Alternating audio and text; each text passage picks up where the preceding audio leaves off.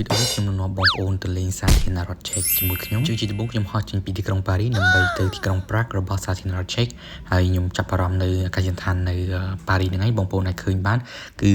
យន្តហោះគេធ្វើដំណើរនៅលើស្ពានណាហើយមានឡានជិះពីខាងក្រោមដែលយើងធ្លាប់តាមឃើញរូបតាមអ៊ីនធឺណិតជាដើមណា Nice យន្តហោះរបស់ខ្ញុំដែលត្រូវជិះទៅទីក្រុងប្រាក់នេះគឺត្រូវធ្វើដំណើរចេញម៉ោង8ល្ងាចក៏ប៉ុន្តែគេត្រូវពន្យាពេលរហូតដល់ម៉ោង10យប់ដោយសារតែអាកាសធាតុហើយជំបងប្អូនអាចមើលបាននេះគឺជាទស្សនវិជ្ជាទីក្រុងប៉ារីសទាំងមូលដែលយើងមើលពីលើអាកាសនាពេលយប់ Oh my god Wow អញ្ចឹងបន្ទាប់ពីហោះហើរអស់រយៈពេលប្រហែល1ម៉ោងមកខ្ញុំក៏បានមកដល់ទីក្រុងប្រាក់មកដល់ប្រហែលជាម៉ោង11ជាង12យប់ហើយអាកាសធាតុពិតជាត្រជាក់ខ្លាំងមែនទែនហើយជក់អាប់ខ្លាំងមកដូចយើងចុះពីលើឋានសួគ៌មកអញ្ចឹងបងប្អូនគេវាយតែគេខូចហើយដោយសារតែយើងចេញពីទីក្រុងប៉ារីសប្រទេសបារាំងមកហើយយើងមានវីសា Schengen ដែលជាវីសាដែលអាចដើរនៅអឺរ៉ុបបានអញ្ចឹងនៅព្រានគេអត់មានកន្លែងឆែកចេញចូលទេអត់មានវាយត្រាចេញចូលដូចយើងនៅខ្មែរយើងទៅលេងប្រទេសផ្សេងៗទេអញ្ចឹងរឿងទី1ដែលខ្ញុំធ្វើពេលដែលមកដល់ Prague ហ្នឹងគឺខ្ញុំត្រូវទិញសម្បត្តិឡានក្រុងពីអាកាសយានដ្ឋានទៅទីក្រុងរបស់គេហ្នឹងហើយពិតជាងាយស្រួលមែនទែនហើយមានតម្លៃសមរម្យមែនទែនហើយមធ្យោបាយធ្វើដំណើរសាធារណៈរបស់គេហ្នឹងគឺ24ម៉ោងតែម្ដងអញ្ចឹងមិនថាបងប្អូនទៅដល់ស្មារតីគឺមានឡានក្រុងជូនទៅដល់ទីក្រុងដែលយើងត្រូវកន្លែងស្នាក់នៅក្នុងទីក្រុងតែម្ដងហើយពិសេសខ្ញុំផ្ទាល់ខ្ញុំពិតជាពេញចិត្តនៅមធ្យោបាយធ្វើដំណើរសាធារណៈរបស់ទីក្រុង Pragueនៃសាធារណរដ្ឋឆេកខ្លាំងណាស់ដោយសារតែវាមានភាពងាយស្រួលហើយគឺយើងអត់ចំណាយលុយច្រើនទេអញ្ចឹងពីបលៀនមកដល់កន្លែងដែលខ្ញុំស្នាក់នៅនេះខ្ញុំជិះប្រហែលជាង1ម៉ោងអញ្ចឹងឆ្ងាយដែរហើយមានមនុស្សគេឡើងចុះតាមហ្នឹងទៅទោះបីជាយប់ក៏ដោយក៏នៅមានអ្នកធ្វើការដែរអញ្ចឹងដោយសារតែមកដល់យប់ហើយខ្ញុំមិនមានបានថតឲ្យច្រើនទេគឺយប់ហ្នឹងគឺខ្ញុំទៅដល់គឺគេងរហូតតែម្ដងពួកខ្ញុំទៅដល់កន្លែងនេះខ្ញុំគេង check in ចូលគេង hostel លេងរហូតដល់ប្រហែលខ្ទង់ម៉ោង2បាទខ្ញុំបានគេងអញ្ចឹងណាហើយយើងព្រឹកឡើងក៏ខ្ញុំចាប់ផ្ដើម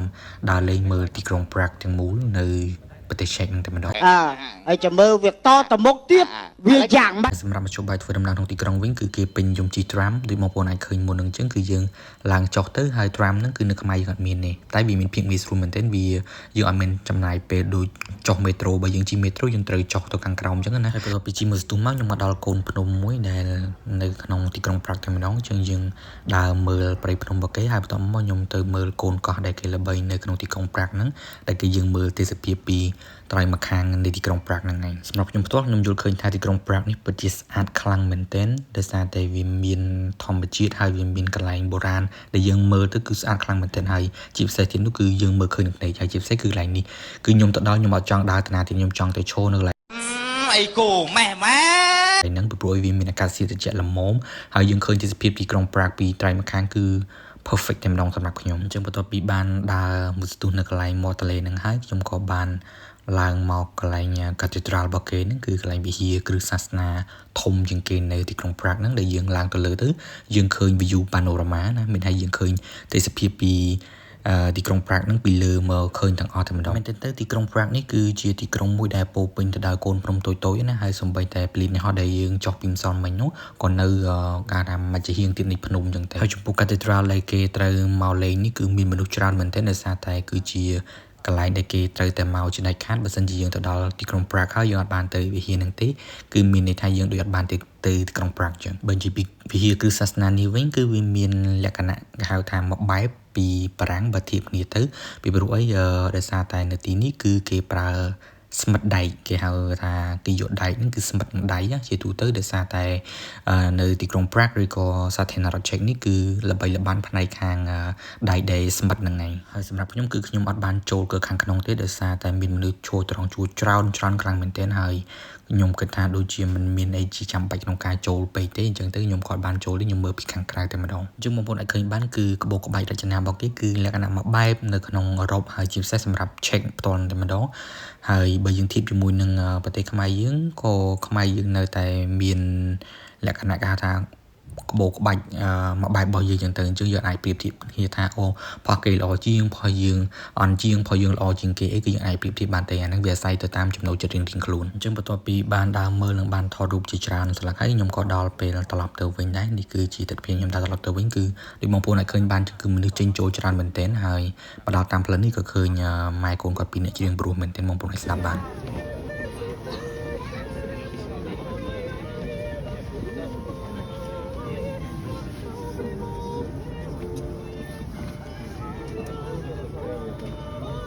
បន្ទាប់មកខ្ញុំកាត់មកដល់តាមផ្លូវនេះគឺជាតាមផ្លូវនេះត្រឡប់ទៅរកញ៉ាំអាហារពេលថ្ងៃត្រង់ម៉ោងប្រហែលជា2ហើយអាហារដែលខ្ញុំញ៉ាំហ្នឹងគឺអាហារអាស៊ីហ្នឹងឯងគឺ phở វៀតណាមហ្នឹងឯងពួកខ្ញុំអត់ចេះញ៉ាំអាហារគេហៅថា local គេទេមួយអីដាក់ទៅគឺអត់ចូលតែមិនអ្នកខ្លះគេថាខ្ញុំសំដែងតែខ្ញុំមិនមែនសំដែងទេ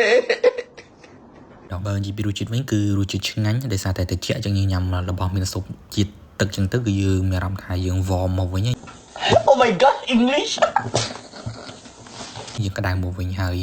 ចំពោះតម្លៃដែរនៅទីក្រុងប្រាក់នេះគឺបើយើងធៀបជាមួយនឹងអឺរ៉ុបផ្សេងៗគឺតម្លៃទទួលយកបានសមរម្យចឹងទៅបន្ទាប់ពីញ៉ាំអីហើយខ្ញុំក៏បានត្រឡប់ទៅកន្លែងគេងវិញហើយគេងយកកម្លាំងចឹងទៅព្រោះអីយប់មិញខ្ញុំមកដល់ពេលយប់ហើយណាមួយក៏អត់សូវមានកម្លាំងដែរចឹងទៅខ្ញុំដើរតែល្មមទេហើយយប់បន្តិចក៏ខ្ញុំបាននាំទៅ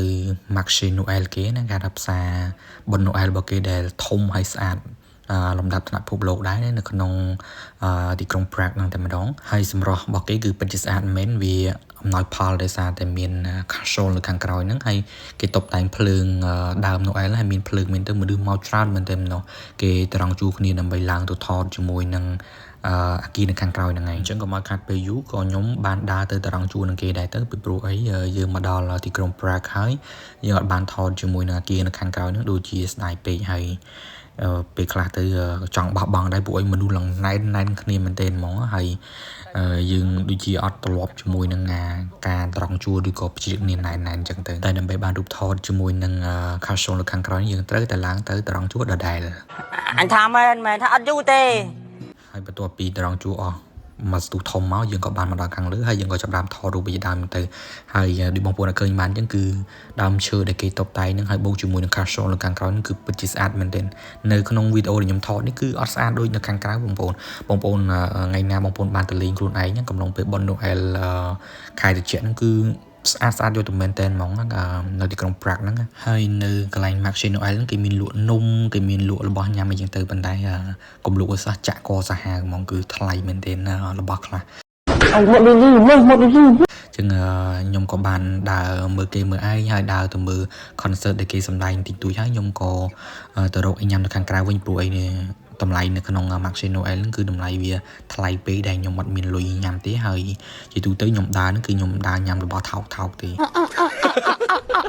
ហើយនិយាយមែនទេទៅសំបីតែទឹកសុទ្ធហ្នឹងក៏មិនតែទិញដែរគឺញ៉ាំទឹកRumine ទេដោយសារតែ Rumine នៅស្រុកអឺរ៉ុបនេះគឺភាគច្រើនគឺជាទឹកដែលយើងអាចញ៉ាំបានណាគេហៅថាlow potable គេថាទឹកបរិសុទ្ធយើងអាចញ៉ាំបានអញ្ចឹងទៅវាអូខេយើងបន្លំបានអញ្ចឹងទៅហើយខ្ញុំកាមេរ៉ាមួយហ្នឹងគឺខ្ញុំដើរភ្ជុងតែអើយកូនណាយកូនម្ដងគឺខ្ញុំអត់ខ្វល់ទេគឺដោយសារតែនៅទីនេះគេអត់ស្គាល់ហើយមានអារម្មណ៍ថាយើង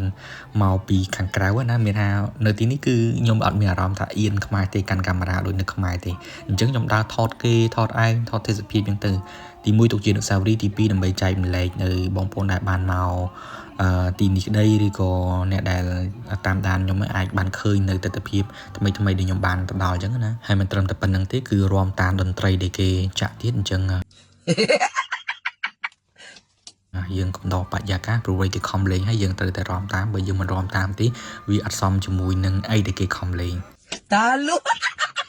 មែនទេខ្ញុំរៀនធ្វើខ្លួនឯងឲ្យសុបាយខ្ញុំអត់សូវខ្វល់ទេការមកដល់នៅអឺរ៉ុបនេះព្រោះអីពេលដែលយើងរៀនគឺយើង stress ខ្លាំងមែនទែនអញ្ចឹងពេលដើរលេងគឺខ្ញុំសុបាយថតរូបថតវីដេអូរាំច្រៀងតាមភ្លេងទៅមិនមែនជាណាទេយើងហៅថាបញ្ចូលអារម្មណ៍តាមគេតាមឯងទៅដើម្បីឲ្យយើងស្គាល់ជាតិគេហៅថាបែប local ណាបែបប្រទេសហ្នឹងបែបតំបន់ហ្នឹងគេរាំច្រៀងមិនអីចឹងជាដើមហ្នឹងទៅអញ្ចឹងលើបងប្អូនសាកស្ដាប់តន្ត្រីនៅស្រុកឆេកនៅទីក្រុង Prague របស់គេមើលតើមិនដែរ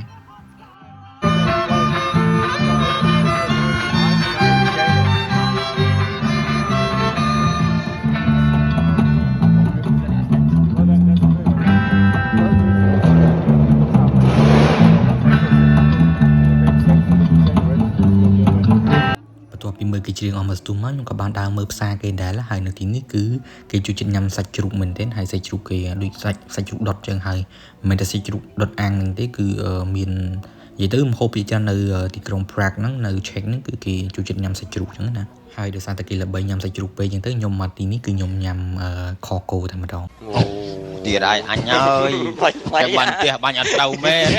ដោយ សារតែខកូវាមានតម្លៃធូរជាងសាច់ជ្រូកហើយណាមួយវាមានរសជាតិឆ្ងាញ់ជាងអញ្ចឹងទៅខ្ញុំញ៉ាំ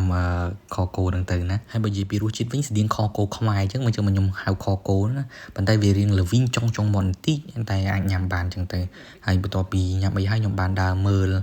រកទិញរបស់អនុស្សាវរីយ៍គាត់រកមើលណាតែមិនបានទិញអូចាប់អត់ទេព្រោះអីវាថ្លៃរឿងថ្លៃអញ្ចឹងទៅហើយណាមួយគឺយើងដើរលេងបែបកៅថា budget ណាអញ្ចឹងទៅគឺយើងដើរតែមើលហ្មងមានដើរទិញអីទេនេះចង់រត់ឲ្យផុតផែនដីទេហ៎អញ្ចឹងបន្ទាប់ពីដើរចូលថតនៅហាងគេអស់ចិត្តហើយក៏យើងដើរចេញមកក្រៅថតនៅពីខាងក្រៅទៀតហើយបន្ទាប់ពីថតនៅខាងក្រៅហើយគឺយើងនៅតែអត់ទិញគេដដែលអញ្ចឹងណាព្រោះយើងទី1អត់មានលុយទី2ក៏អត់មានអីដាក់ទៅវិញដែរព្រោះខ្ញុំដើរលេងមានតែសាក់កាដូមួយទេគ្មានវ៉ាលីអញ្ចឹងទេអញ្ចឹងបានកៅអៅធំខ្ញុំពាក់ដដែលហ្នឹងឯងព្រោះគ្មានកៅអៅធំគ្មានម៉ូតគ្មានអីទេគេទៅគឺដើរទៅស្គាល់ទេនេះអញ្ចឹងបើចាំតែមានលុយនឹងនឹងការបានដើរទេហើយណាមួយមកដល់ស្រុកអឺរ៉ុបនេះគឺមិនងាយតែម្ដងព្រោះបើសិនជាខ្ញុំមិនបានជាប់អាហារូបករណ៍មករៀននៅបារាំងនេះគឺខ្ញុំមិនបានស្គាល់ជាតិអឺរ៉ុបទេមើលទៅក្នុងជាតិហ្នឹងយើងដល់ហើយយើង profit ទេលើតង់ណាយើងជាចំណាយពេលដើរមើលគេមើលឯងទៅដើរតាមលទ្ធភាពវេទនាខ្លះស្រួលខ្លះទៅធ្វើម៉េចឲ្យស្គាល់គេស្គាល់ឯងខ្ញុំមានបទពិសោធន៍ក្នុងជីវិតព្រោះខ្ញុំយល់ឃើញថានៅពេលណាយើងបានដើរលេងច្រើនបើមើលគេមើលឯងវាធ្វើឲ្យការគិតរបស់យើងវាទូលំទូលាយជាងមុនដែរអញ្ចឹងណាយើងអាចមើលឃើញថាអូគេគិតម៉េចគេយល់ឃើញថាម៉េចរបៀបប្រជាជនគេរស់នៅម៉េចហើយតើគេចំណាយពេលវេលាម៉េចអញ្ចឹងអាទាំងអស់ហ្នឹងវាពេលខ្លះវាជួយយើងបានច្រើនដែរនៅក្នុងការរស់នៅរបស់យើងណាអត់មកនេះ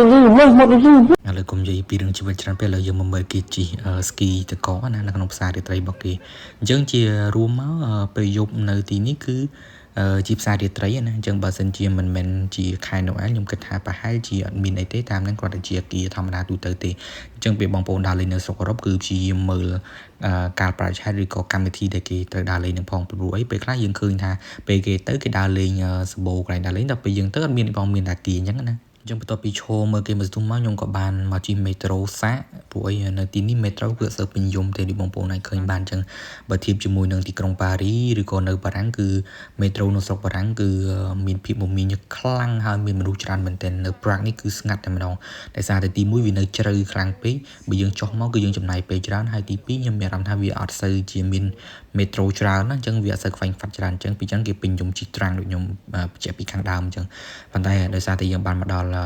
check ហើយមកដល់ Prague ហើយយើងក៏មកសាកមេត្រូរបស់គេមើលតើវាមិនដែរប្រព័ន្ធមេត្រូរបស់គេហ្នឹងហើយយ៉ាងមិនដែរអញ្ចឹងណាហើយដូចបងប្អូនអាចឃើញអញ្ចឹងគឺខ្ញុំចុះមកដើរចដើជើងមកជន់មកឆ្អែតហើយគឺខ្ញុំត្រូវចុះចដើយន្តនេះទៅមកវាយណាណៃទៀតហើយបណ្ដាលទៅបន្តិចទៀតបានទៅដល់មេត្រូអញ្ចឹងវាចំណាយពេលយូរមែនទែនក៏ប៉ុន្តែក្នុងករណីបៀងទៅរៀងឆ្ងាយពីប្លុកដែលគេដើរលេងហ្នឹងគឺពីចឹងយើងត្រូវជិះមេត្រូហ្នឹងឯងព្រោះ tram មាននៅតែមួយប្លុកក្នុងក្រុងហ្នឹងទេប៉ុន្តែសម្រាប់ខ្ញុំផ្ទាល់ខ្ញុំយល់ឃើញថាមេត្រូរបស់គេគឺស្អាតហើយថ្មីមែនទែនក៏ប៉ុន្តែមិនដឹងថាយ៉ាងម៉េចនៅតាមស្ថានីយ៍មួយវាអត់សូវស្អាតទេហើយណាមួយគឺដូចជាអត់សូវមានអ្នកជិះច្រើនទេបងប្អូនអាចឃើញបានគឺស្ថានីយ៍គឺទលីចឹងហ្មងបើធៀបនៅប៉ារីគឺអត់ទេគឺមនុស្សច្រើនខ្លាំងហើយបន្ទាប់ពីជិះមកស្ទុះមកគឺខ្ញុំបានដើរមកទិញនំញ៉ាំហើយនំនេះគឺល្បីបងប្អូនទៅឃើញហ្មងឃើញគេតាំងលក់នឹងហើយយើងគួរតែសាកទៅទោះឆ្ងាញ់ក៏ដោយហើយសម្រាប់ខ្ញុំគឺអត់ឆ្ងាញ់ទេគឺវាផ្អែមខាស់កតែម្ដងហើយបន្ទាប់ពីទិញនំឯងហើយខ្ញុំក៏បានដើរចេញមកវិញមកកន្លែងគេហៅថា speed ល្បីណានៅក្នុងទីក្រុង Prague ដែលបងប្អូនអាចឃើញពីព្រឹកមិញគឺខ្ញុំមើលពីត្រៃម្ខាងមកក៏ឃើញ speed នៅនេះគ្នាអញ្ចឹង speed ហ្នឹងគឺស្អាតខ្លាំងមែនទែនពេលយកគេបើកភ្លើងប្លឹមទៅមានអារម្មណ៍ថាអូដូចយើងនៅក្នុងឋានសួគ៌អីមួយអញ្ចឹងណាហើយចំពោះសកម្មភាពមួយចំនួនធំគឺខ្ញុំអត់សូវបានថតទេដោយសារតែមានបញ្ហាពីរទី1គឺទូរស័ព្ទអស់ថ្មរហូតទូរស័ព្ទខ្ញុំរៀងខ្សោយថ្មហើយទី2គឺ memory ពេញអញ្ចឹងទៅគឺថតបានថាចំណែកខ្លះឬក៏កន្លែងសំខាន់ទេដើម្បីចែករំលែកទៅកាន់បងប្អូនអរគ្នាបានមើលហើយណាមួយវាទុកជាអនុស្សាវរីយ៍ខ្ញុំមើលខ្លួនឯងនៅថ្ងៃក្រោយអញ្ចឹងណាពេលត្រឡប់ទៅខ្មែរវិញឬក៏ពេលណាយើងអបសក់អីជាដើមអញ្ចឹងទៅអញ្ចឹងជារួមមកសម្រាប់ខ្ញុំ rate ឲ្យទីក្រុង Prague នេះគឺខ្ពស់មែនទែនគឺខ្ញុំចាត់ទុកថាជាទីក្រុងដែលស្អាតដោយសារតែអំណោយផលនៃធម្មជាតិអញ្ចឹងអត់សូវចាំបាច់ថែមថយអីច្រើនទេគេមានកន្លែងបុរាណស្រាប់គេមានទន្លេគេមានភ្នំអញ្ចឹងទៅវាអំណោយផលហើយបូកជាមួយនឹងការតុបតែងភ្លើងអញ្ចឹងនៅទីក្រុង Prague នេះគឺប្រើភ្លើងខ្លាំងមែនទែនអញ្ចឹងទៅវាធ្វើឲ្យសម្រស់ទីក្រុងវាកាន់តែស្អាតខ្លាំងទៅហើយសម្រាប់វីដេអូនេះក៏មកដល់ទីបញ្ចប់ដែរចឹងសង្ឃឹមថាបងប្អូនអរគ្នាបានមើលឃើញទីក្រុង Prague ហើយចូលចិត្តនៅវីដេអូនេះហើយកុំភ្លេចជួយ like ជួយ share ហើយខ្ញុំនឹងធ្វើវីដេអូនៅប្រទេសផ្សេងទៀតដែលខ្ញុំបានដើរលេងកំឡុងពេលវិស្សមកាល Noel នេះចឹងអរគុណច្រើនជួបគ្នានៅវីដេអូក្រោយ